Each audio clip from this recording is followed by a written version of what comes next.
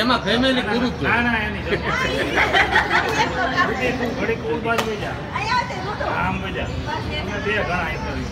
પહોંચી વર્ષો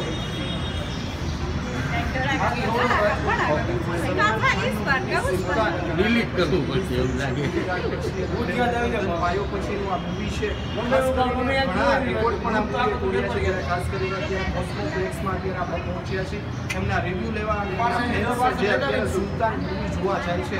હજુ પણ વીકેન્ડ થઈ ગયું છે પછી પણ મૂવી લોકો જોવા જઈએ છે તો આપણે પૂછી કે મૂવી તમને કેવું લાગશે, શું અપેક્ષા છે આપણી સર આ મૂવી સલમાનની ઘણા સમય પછીનું સુલતાન મૂવી આવ્યું છે તો તમને એના તરફથી અપેક્ષા શું?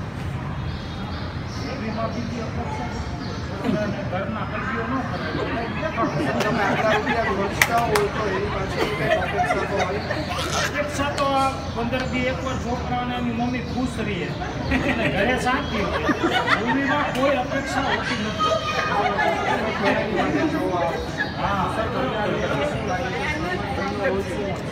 સલમાન ખાનનો રોલ તો 2.5 કલાક માટે તો બીજો હોય છે પણ રિયલમાં એનો રોલ શું છે એ જોવાનો.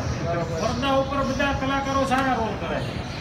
રિયાલિટીમાં એ દેશની વિરુદ્ધમાં જે બકવાસ કરે છે ને ખરેખર તો પબ્લિકે પડદા ઉપર એને આવતા અટકાવી દેવા. સર તો ગમે ત્યાં સુકામાં મૂવી જોવા છોકરાએ ગજ્યો કર્યો મૂવીમાં ન લ્યો મારી ઘરે હવે તો સમજો છો ને તો આને રમાડીશ બાણે કા ઘડીક ટાઈમ પાસ કરે. તો સર અત્યારે ગુજરાતી મૂવી પણ ચાલે છે તો તમે સુલતાન શું કામ સુલતાનનો તો અત્યારે છોકરાઓ જોડું તો ગુજરાતી તો જોઈ જ છીએ. તો નાના છે ગુજરાતી તો જોઈએ જ છીએ. અત્યારે જે બોલિવૂડ ટાઈપના જે છે ગુજરાતી મૂવી હવે ગુજરાતી જોવું જોઈએ. ગુજરાતી તો મુકતા જ નથી જોઈ જ છીએ. અત્યારે સર રાધિકા ચાલુ છે તો હવે એ બે સેમ દેશ ચાલુ છે તમે સુલતાન શું કામ છોકરાઓને એની મમ્મી એમ કીધું કે આ જોવું છે એટલે બાકી મૂવીને સિલેક્ટ જ નથી કરતો કે આને જોવી જ જોઈએ. અત્યારની મૂવી ભારતીય સંસ્કૃતિનો નાશ કરવા માટે સક્રિય છે અને આપણને પશ્ચિમની સંસ્કૃતિમાં લઈ જાય અને દેશનું પતન કરવામાં પહેલો ભાગ મૂવી.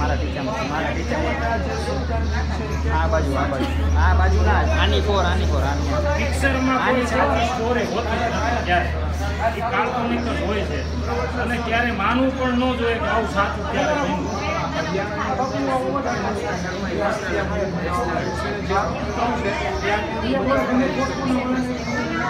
આપણે કઈ છે બાકી ત્યાં હરિયાણામાં કોઈ સુલતાન કોણ કોઈને ખબર નહીં હોય.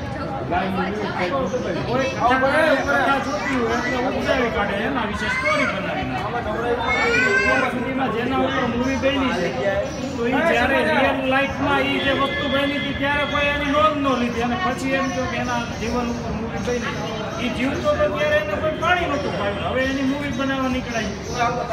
શું લાગે છે આ મૂવી આવવા જોઈએ કે નહીં? કોઈ સારા વસ્તુ ઉપર કોઈ બને ને મૂવી તો બનાવવા જોઈએ.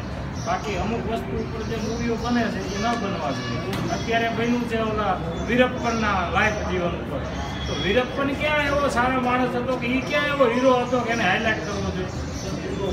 કોઈ સમાજને હાઇલાઇટ કરો તમે ગુંડાઓને હાઇલાઇટ કરવા નીકળો છો એના નામની મૂવીઓ બનાવો છો. આવી મૂવીઓ બનવી જ ન જોઈએ. તમારી અપેક્ષા કેવી છે કેવી મૂવી?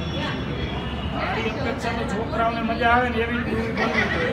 આ યુવા તરને ઓડા રસ્તે ચડાવ્યું છે ને એવી તમામ મૂવી ઉપર કરતું બંધ